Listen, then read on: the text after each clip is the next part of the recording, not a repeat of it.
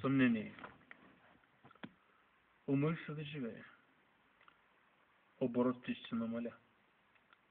Пътят ще свършва, а вяра не опазих. Имената му на Бога опетних и засрамих. Всичко оскверних.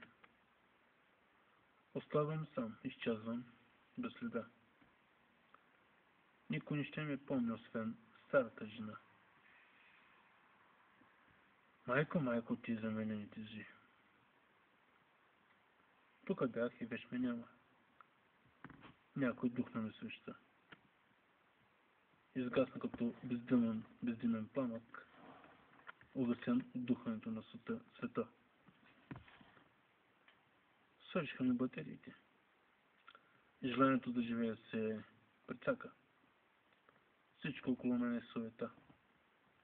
Жилище, жена, компютри, колела и всякакви материални нещица. Ислямисти, християнски фундаменталисти и сектанти от всякаква боя, синоди, слушайте, джобове, стремеж за самония, изказват всякаква идиотия. Що ще им напълни джоба? Ако Бог не съществува, но уви, той е вечен.